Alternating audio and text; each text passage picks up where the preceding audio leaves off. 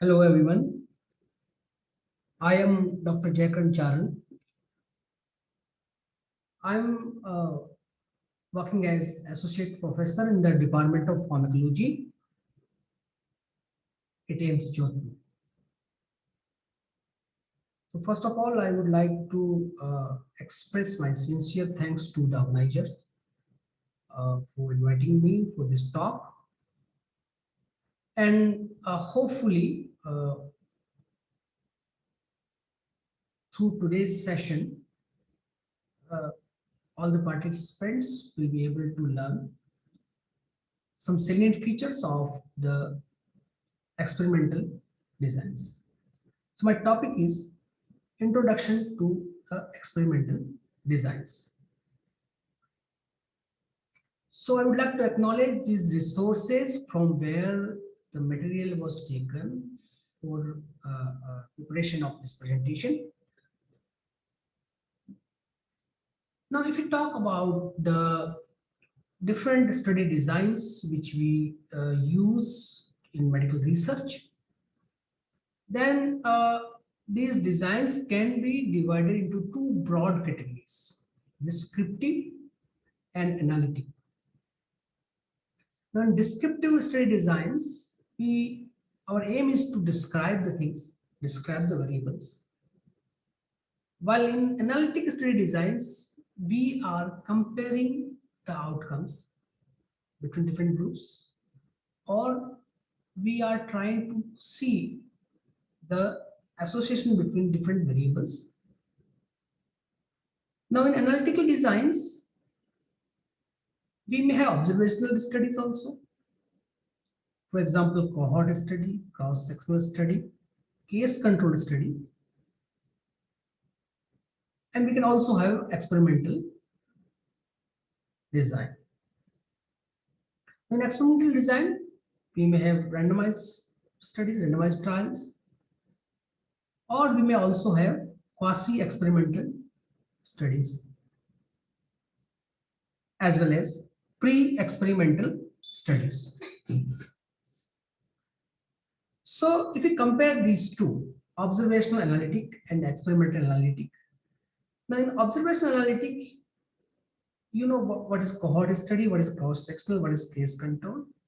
So for example, the case control, we have case and control, predefined case and control, and then we go backward and we try to see what factors were associated with the case or what factors were associated with the control. Similarly, in the cohort study, we have factors with us, we have risk factors, then we, based on risk factor, we have cohorts, and we follow the cohorts prospectively, and at the end, we measure the endpoint to see the association between the risk factor and endpoint. This endpoint may be a disease also. So here, uh, the investigator or researcher is not doing any kind of intervention.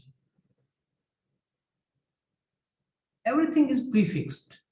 The researcher, the investigator may select the particular risk factor or may select a particular case or control, but no intervention is being introduced by the investigator. Now, if you look at the experimental study design, here a intervention, which may be a drug, which may be an educational method, which may be some surgery, that intervention is being introduced, being assigned by the investigator. And that makes it different from the observational study design. Now, if you look at the pyramid of evidence-based medicine, then this experimental design, particularly randomized clinical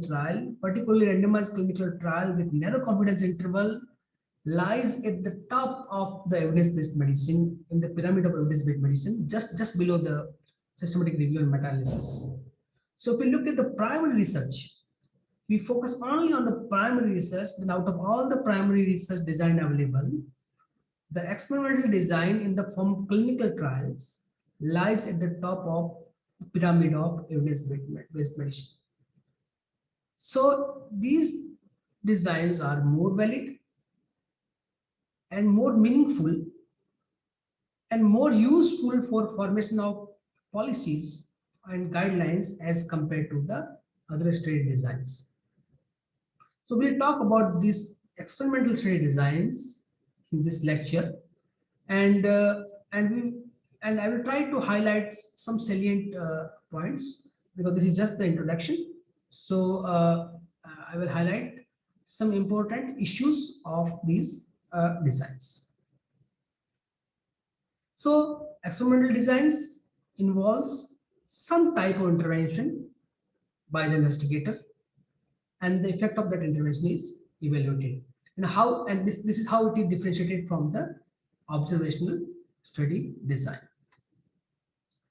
So this is a flow chart, and if you want to see which study designs you have, or if you want to know study design of particular research paper which you are critically analyzing, then the first question which is asked is, did investigator assign exposure? Yes, it means it's experimental study. No, it means it's observational study. So the assignment of the exposure or assignment of the intervention by the investigator differentiate a observational study from the experimental study. So the experimental design can be divided into three major designs. One is true experimental design, for example, randomized clinical trials, or quasi-experimental design, where the groups are there, but the groups are not divided based on the randomization. And then we have some designs where there is no control group, or if control group is there, then there is no comparison between pre and post values. So these are known as pre-experimental designs or pseudo-experimental designs or non-experimental designs, but it comes under the experimental design. So if you look at the clinical trial, which is the most important, the gold standard of knowing the efficacy or safety of any intervention. The randomized control trial is a simple design where a sample is selected from the population, and then the sample divided into different groups, and the different groups are followed up. At the end, both control groups, 2 groups, 3 groups, 4 groups, these groups are compared for the results. This is a very simple design, but very powerful. Now there are different kinds of clinical trials. So the most frequently used trial is type of clinical trial is parallel group clinical trial. So in the parallel group clinical trial, it is same which I have described just in the previous slide, where the patients or subjects are selected from the population, and the subjects are divided into different groups by randomization. The method of randomization can be of different type, maybe simple randomization, maybe randomization, maybe stratified randomization. That depend on the research question and the feasibility also. So these groups were divided into different, these patients or subjects were divided into different interventions, drug A, B, C, and then and each subject in each group is followed till the completion of the study, and at the end these three groups are compared. So this is very commonly used design. Majority of clinical trial which you will find in the journals are of this type, where the groups are compared parallelly, and the participants stay in the assigned group. So the switch over is not possible. In certain situations, if protocol allows, for the ethical reasons, switchovers may be done, but that is very rare in the case of parallel group clinical trials. So experiment runs simultaneously in all the groups, and the beauty of this trial is these groups may be at different location. So multicentric trial trial involves such study design, parallel group trial design, where the study can be done at multiple locations, and same arms, all three arms may be at the same location. Similar trial, similar recruitment may also be going at the some other centers. And as well as it is also possible to have some group at some other center, also some other center.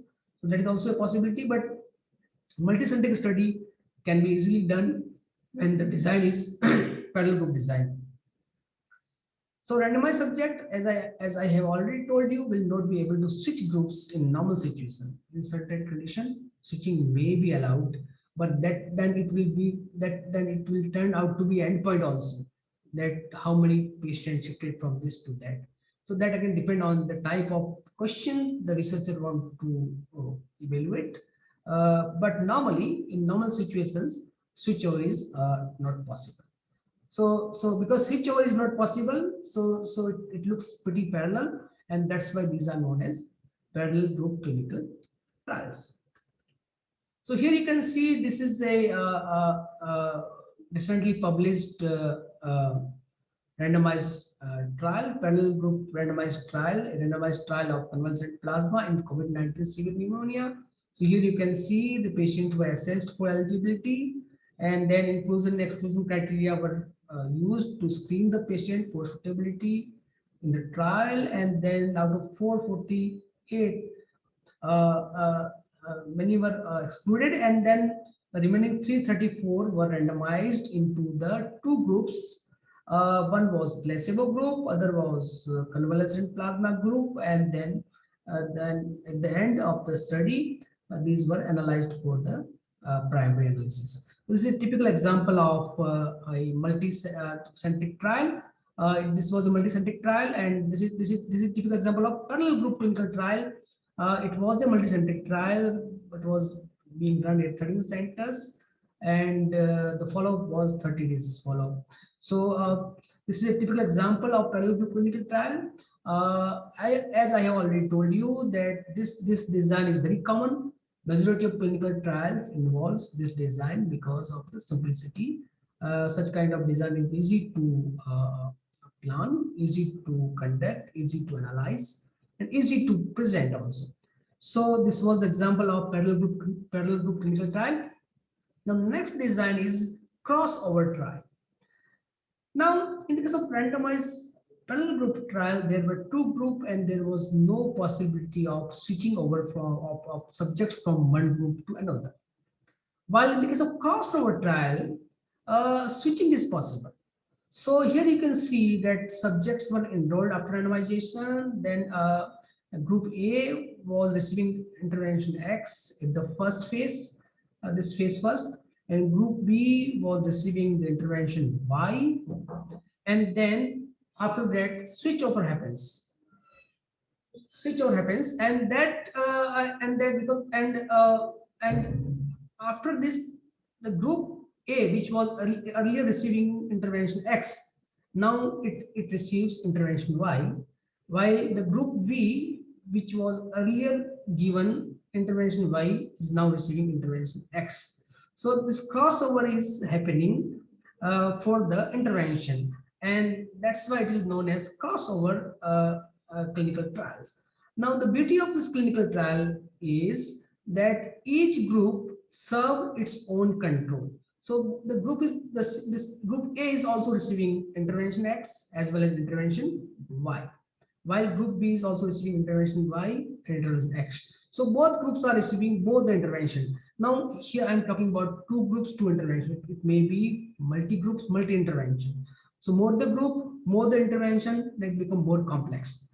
Now here this is very important time point where outcome evaluation may be done. It is actually outcome evaluation also done here. At the same time, this is known as washout period. It means this is a time where the effect of the first drug reduced to zero. So this is a problem, because if we can only test such kind of drug or intervention in such design uh, where within the washout time period the effect of drug is reduced to the minimum. So here, if you look at the crossover trial designs, the salient feature is that each subject received both intervention, of course, in different order, and this order, who will receive intervention X first, and which group will receive intervention X afterwards, that is decided by the randomization method. And the good thing is it requires less sample size because each group serves its own control.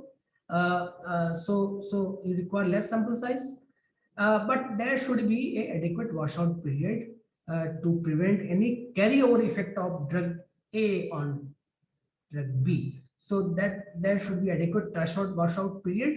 And if you look at the pharmacological from as per the pharmacological concept, at least 4 to 5 half-life should be elapsed before new drug is given. Now we can only test intervention for the diseases which are chronic. There should not be what do you call decrease in the severity of disease by itself. There should not be any chance of reversibility of disease. And the other problem is delayed adverse effect is difficult to judge in such kind of trials. So suppose you switched over the groups after say 1 month, but the intervention X is causing adverse effect after 3 months. So once after 3 months, when you get any adverse event, you don't know whether it is due to intervention X or intervention Y. So this is a drawback of this study design. Now this study design is very favorable for bioequivalence studies. So we have some drug to treat some disease, and a new drug is coming into the market treating the same disease, and that drug is from the same class of the previously available drug, and now you want to test the bioavailability or bioequivalence of that drug against the already established drug. So for that, this study design is more suitable. Not much suitable for the new drug, new entirety. It may not be much suitable. Still, it is being explored for new intervention also. This is example of a clinical trial where the mometasone is compared with tiotropium bromide for mild asthma in a patient having low sputum eosinophilic count. Now here you can see in the first period, this group received mometasone and this group received tiotropium. And then in second period, this group which was earlier getting a mometasone, now it is getting tiotropium, and then again switch to okay, and then in the end it is the placebo only. So here there are three intervention: mometasone, tiotropium, and placebo, and this is being explored in a crossover manner. So the second group was initially given mometasone, and then tiotropium, and then placebo. So this is example of the crossover study design where there are three intervention but two groups. This is example of three intervention and two groups. So this is example of the crossover study design. Very important design for comparing the bioavailability of a generic drug with the brand drug, or two biosimilar drugs, or two drugs treating the same disease. Me Too drugs. A lot of drugs are Me Too drugs. So for Me Too drugs, you need to have this thing bioequivalence, and this design is very good to test the bioequivalence of the drugs. So there are some variations of the crossover designs. One is switchback design, and another is very interesting design that is known as N of 1 design, which is gaining more popularity nowadays. And so in the case of switchback design, so start with one drug, and this is mainly done in the case of biosimilars. So we start with one drug, and then you switch over to drug B, and then you switch back the drug A. Same happens with the second group, where the drug which was used earlier switched back at the end again. Now there can be multiple type of this permutation and combination, and multiple switch back can be done to reach to a conclusion, and that again depend on the resources available to the investigator or the type of research question being asked in the research. But this combination can be done by different methods, and more the combination, more cycles of combination will make the analysis very difficult. So the problem with crossover design is there it may requires complex statistical analysis to find the difference between interventions. Now this is very interesting design, and of one design. Now in almost all study designs, we talk about many peoples, many subjects, many participants. Now in the case of N of one design, you have only one person, only one subject, and that same subject is given the drug and control in repeated time in different combinations. First drug and then control, then drug, then control, maybe then control first and drug afterward, after to that. So this many combination permutation can be done in the single subject. So this is interesting design because it talks about the treatment preference of individual. For that particular individual, the effect of a particular drug may be different, maybe in same direction, but absolute effect may be different. So what drug is suitable to that particular patient, that can be tested through N of one design. For example, we have four first line drug of hypertension, and as per the guidelines we should start with thiazide diuretics, suppose.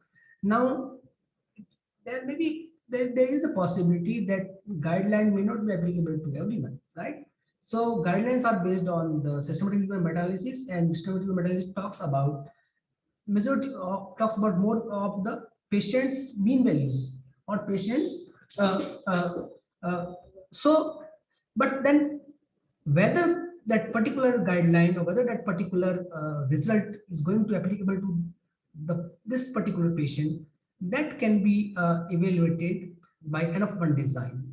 So the same person is given. So for example, if I want to see out of all the four antihypertensive drugs, all the four first antihypertensive drugs, which is more suitable for my patient, then I will start that patient with, for example, angiotensin converting agent inhibitor, and then after 1 month, maybe I switched it to say some control, maybe placebo.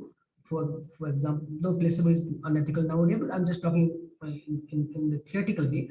And then again give another antihypertensive drug, for example, calcium channel blocker, and then again I wait for 1 month, and so I do multiple combination and permutation, and I may have to wait for 6-7 months, but at the end I will know that which drug is more suitable for my patient. So this kind of design is known as N of one design, which is a kind of crossover design, but with only one patient. And through this design, we can get idea about the heterogeneous response, which I have already explained in detail, that some person may be sensitive to that particular drug, and some particular person may not be. So that heterogeneous response, whenever we suspect any heterogeneous response from the drug, then N of one design can be used. Data obtained from the N of one design can be combined with the patient level data meta-analysis or meta-analysis by the Bayesian methods. So it doesn't mean that because it is data from the one person, the study is not suitable or study is not useful, or this data is only useful to this patient. But this data which is from the single patient can also be used in the meta-analysis for synthesizing the data. And if you look at the guidelines of reporting of the different study designs which are available in the Twitter network, we, if I'm not wrong, we now have a guideline for reporting of N of 1 trial also. Now, another design is a factorial design. It can be 2 by 2 factorial design or maybe 3 by 3. Again, that depend on the researcher question and feasibility. So here we can see that we have four uh, uh, interventions. So active treatment, there is treatment X, which is active intervention. Then treatment Y is also active intervention. And then we have two placebos, one placebo for the active treatment X and one placebo for the active treatment Y. Now, after randomization, the subjects are divided into four groups. So this one group, the first group is given both the placebos. The second group is given active Y plus placebo X. The third group is given active X plus placebo Y. And the fourth group is given both the active drugs. So this group has both the active drugs, this group has both the placebo, and these two groups have active drugs as well as placebo. Now this three group has one or another active drugs. Now if you want to compare, then you can compare this active drug with the placebo, or you can compare active Y with the active X, or you can compare these two drugs together with the single drug.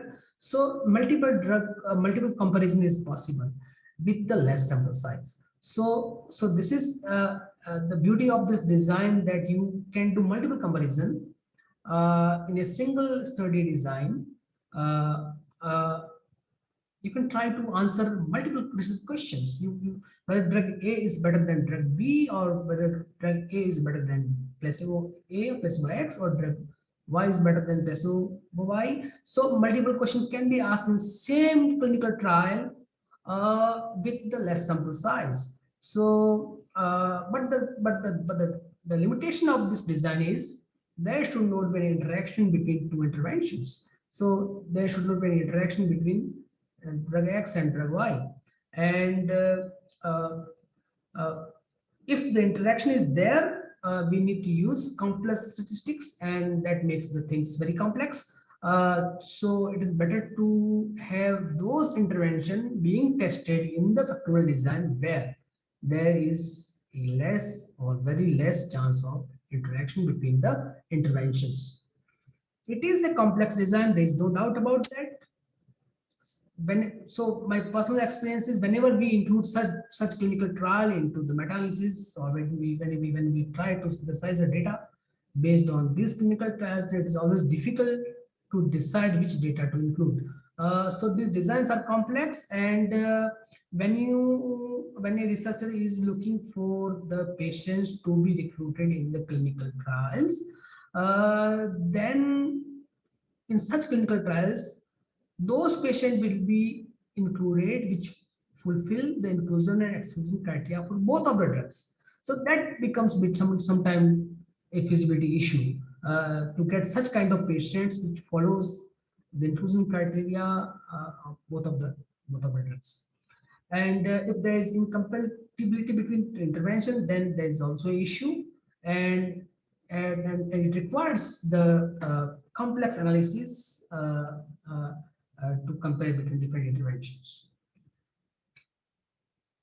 There's another design known as randomized withdrawal design. Now, this is a design which has some limitations, some very serious limitations, but ethically more suitable. So if we explain this design to the uh, participants, potential participant of clinical trials, then it will be very easy to convince them to participate in such trials. Uh, so for the disease where it is difficult to find the participants, then we can use such randomized withdrawal design, such design where it will be easy. Now here what actually is done.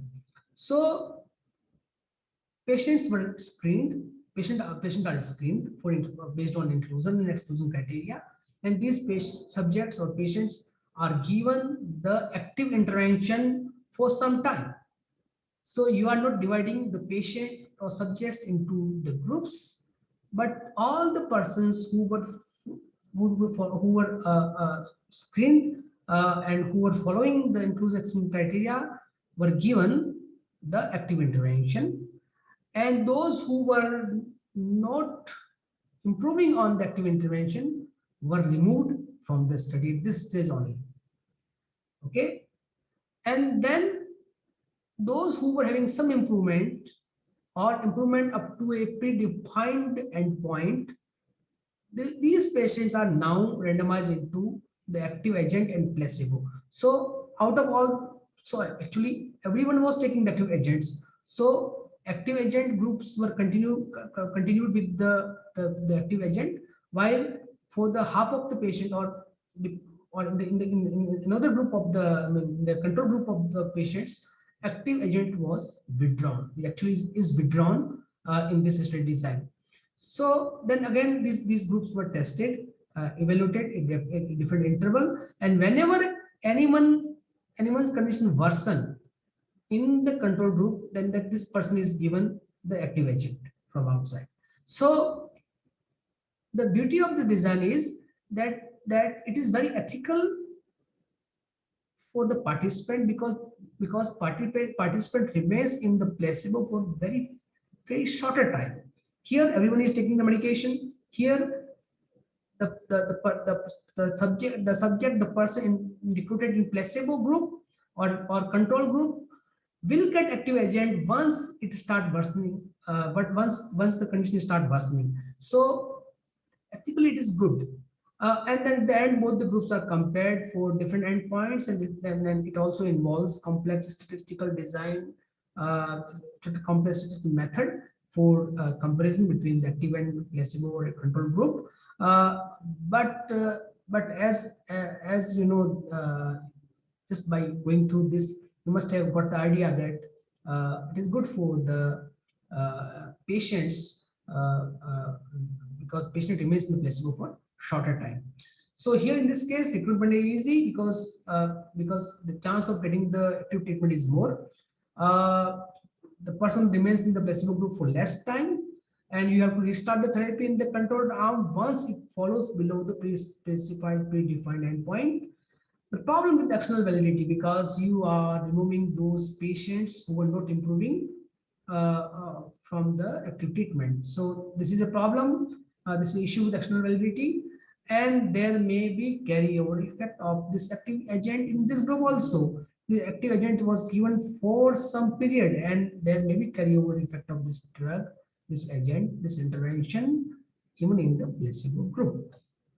And because of design, all patients were improving, only those were recruited. So there may be a huge chance of overestimation of the effects, and should only be done in the case of chronic stable disease. Should not be done, such trials should not be done for diseases which are reversible. Now, if you look at the various clinical trials published during the COVID-19 time, you will see that majority of the clinical trials were adaptive trials. Now, adaptive trials are the relatively newer type of clinical trials where the modification in trial recruitment or any procedure can be done during the conduction of clinical trials. So, modification in trial recruitment done during trial to increase the chance of finding the effect and to reduce the adverse event. So, one very popular design of the adaptive clinical trial is sequential adaptive clinical trial. Now, here in this case, in the sequential adaptive trials, many repeated interim analysis done. Now, interim analysis is the analysis which is done before the completion of actual clinical trial. The analysis is done to see whether the drug is very much harmful to the patient, or the result is so good that we can stop the trial even before completion of the completion of the trial. So here in the case of sequential adaptive trial, many analysis is many interim analysis done, uh, and based on interim analysis, either the trial is stopped or a particular arm of the trial can be discontinued once it reaches to the predefined endpoint. So when you have fixed that after 2 months of initiation of trial, I will look for the mortality in group A and group B, and I will compare it with the control group. And if there is a mortality more than 10% in the group A or group B, then I will stop the trial to prevent the harm to the patients, subjects. So repeated interim analysis is done, and this analysis may be continuous sequential. It means you are doing this analysis after every outcome, or it can be done after few outcomes together. So once it is done, then the researcher decide whether to continue the trial or whether to stop the trial. This design is more suitable when outcome is fast, and this makes it very suitable for the COVID-19 research, because outcome is very fast in COVID-19. Within 30 days or 15 to 20 days, you can get an idea of the patient is going to discharge or patient is going to worsen, but it involves the complex analysis. So that's a drawback. But this is one of the very frequently used trial in the case of COVID-19 clinical trials. The WHO recovery trial is also a kind of sequential adaptive trial where many arms discontinued during the trial. So initially hydroxychloroquine was also part of that trial, but it was discontinued. After interim analysis, it was found that it is increasing the mortality. And then second arm was stopped, lopinavir, and then now they have stopped even remdesivir. So remdesivir is stopped based on having no effect in the COVID-19 patients. So this trial is good because here you have here the researcher has liberty to analyze the data, and can stop, and he or she has liberty to stop or continue the trial based on the predefined endpoints.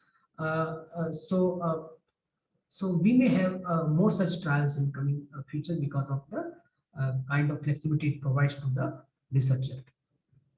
Then another type of trial is response adaptive trial, which is also a part of adaptive trial, where more patient is recruited in the effective arm. So when after interim analysis, when you find that the particular arm is effective as compared to the another arm, and again that depend on the predefined criteria of effectiveness, then subsequent recruitment, when it is done, the more patient recruited in the effective arm as compared to the ineffective arm, or as compared to the in the intervention arm as compared to the placebo arm, if the intervention arm is more effective. So again, that is also suitable when the outcome is quick. And now because you are manipulating this recruitment by recruiting more into the arm which is more effective, then there may be chances of severity bias, because in that condition it is difficult to have allocation concealment and blinding also. Now, this is also a type of adaptive clinical trials where multiple pair of interventions are being tested in phase 1 of trial, and then the best out of phase 1 is explored, evaluated again in adaptive design in phase 2 trial. So this is good for multiple comparison when the sample size is less, and so multiple comparison can be done in phase 1, and then out of phase 1 the most suitable pair is taken to the phase 2, and in phase 2 it is again adaptive trial or maybe parallel also. Another kind of trial category is known as seamless design. Now, if you look at the COVID-19 vaccine trials, you will see, just look at the Covishield vaccine trial or Covaxin vaccine trial or Pfizer vaccine trial, you will see that there was no demarcation or gap or resting period between phase 1 and phase 2 and phase 2 and phase 3. It was all continuum. everything, all the phases were going simultaneously. So this is known as seamless design, where there is a connection of different phases of trial in one design. There is no gap between phase 1 and phase 2A and phase 2B, or phase 3A and phase 3B. So this is known as seamless design, and it can be of two types. One is inferential seamless, where data from all the phases analyzed together, or operational seamless, where data from both and all the phases analyzed separately. So in our cases, in the COVID-19 vaccine trials, it was majority of cases it was operational seamless, because we are getting data from this trial. First we got phase 1 data, then we got phase 2 data, and now we also got some phase 3 data. So these were analyzed separately but done together. And the last design from the clinical trial is internal pilot design. Now, normally, whenever a clinical trial is done, a pilot study is done first to see the feasibility. But the data from this pilot study is not used in the definitive phase of the study. To avoid this, this is a new design. New means relatively new as compared to other design, where there is an internal pilot. So you start a trial, and the first phase is pilot phase, and then you continue the same people to the definitive phase. So data from the pilot phase will also be utilized in the overall analysis of the trial. So this is related to the internal pilot designs. Because this is just an introduction, so I'm introducing these different terms to you so that you can go through different literature available on the net, or from the books, or from the journals, to learn more about these designs. So this was about the true experimental designs. Now we may also have quasi-experimental design. Now the only difference, the most important difference between a quasi-experimental design and the true experimental design, that is clinical trial, is that the group which are formed in the quasi-experimental design is not on the basis of randomization. Group, there were different basis for formation of group. You may want to compare two schools for some intervention, but you are not selecting these schools by randomization. You want to compare two cities for some intervention. You want to compare two hospitals, again without any randomization.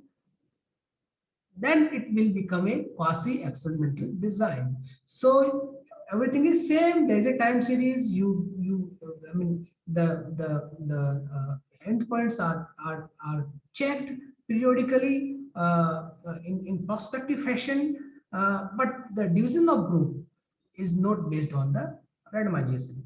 So here, this is example from the NEJM, effect of barcode technology on the safety of medication administration. And here you can see that that facility where the barcode was used, and facility where barcode was used, and facility where barcode was not used, these two facilities were compared. So there was a pre intervention, pre comparison, and there was also a post comparison, and the effect and difference is seen here. So in medication error as well as in potential adverse drug event. So everything is same. There is a pre values, post values. Difference between pre and post values both were compared between the groups. Which groups? The group which the facility which was using barcode, and which was not using barcode. So these two different facilities, but the division of this was not done through the randomization. So such kind of studies where there is no randomization, the groups were divided based on some predefined criteria, maybe geographical location, maybe particular disease, maybe some profession, and when you compare these two groups for any prospective analysis, then this turns out to be a quasi experimental design. Another one, or the last category of experimental design, is pre-experimental design or pseudo experimental design. Now here in this design, there is no either there is no control, there is no separate control, uh, or there is no comparison between pre and post intervention. Uh, for example, here we can see there are three things. One is known as one shot case study. So you have some group of subjects, uh, and a intervention is given, and then outcome is measured. That's all. That's nothing more, nothing less. So there was no check of outcome pre-intervention. You just give the intervention, and in that particular group of patient, outcome is observed. So this is known as one shot case study. While this is very common design, very frequently done in the case of postgraduate thesis, there is only one arm.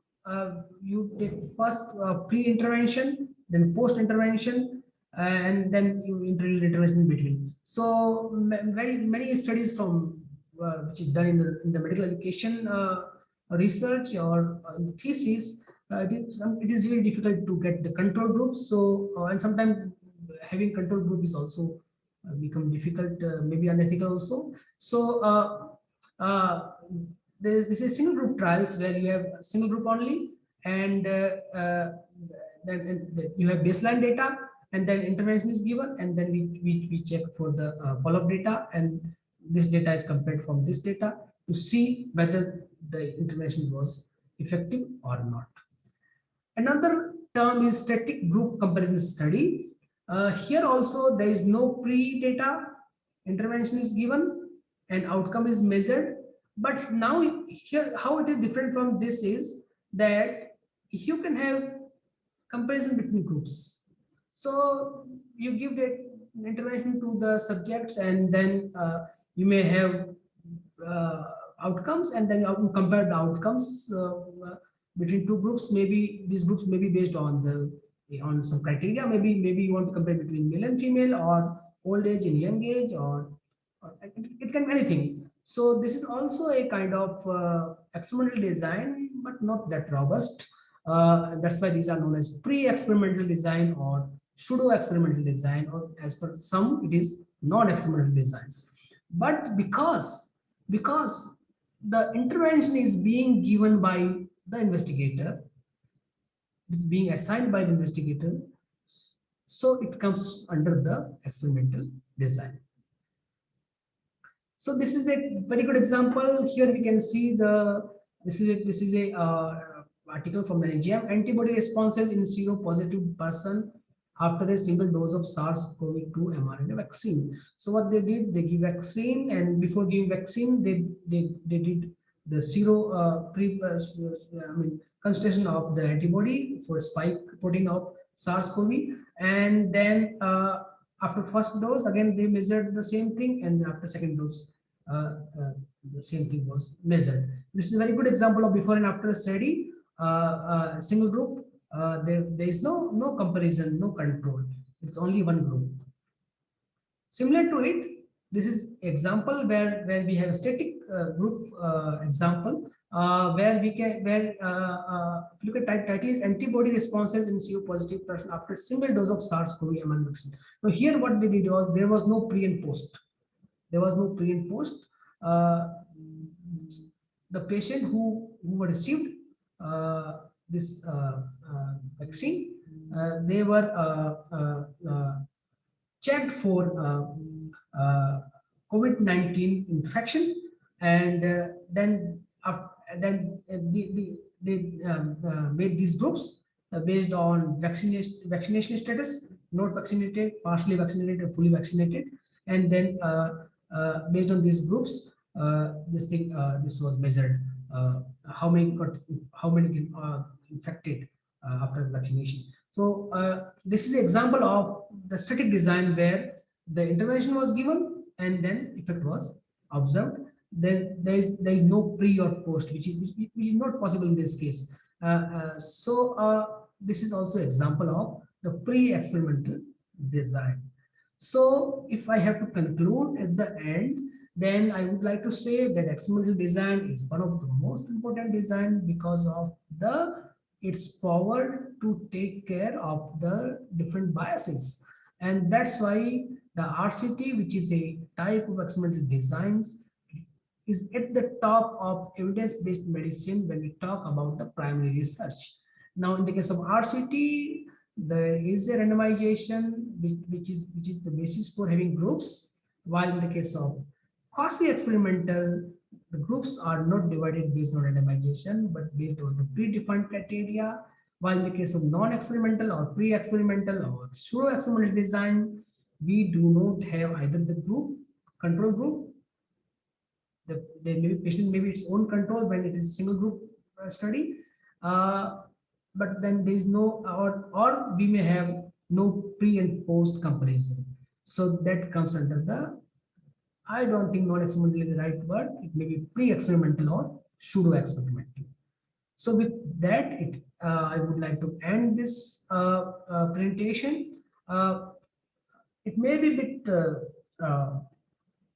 heavy because there are many new terms for the audiences who are not from the uh, background of pharmacology uh, or having very less experience in the field of clinical research. But then we have to start from somewhere.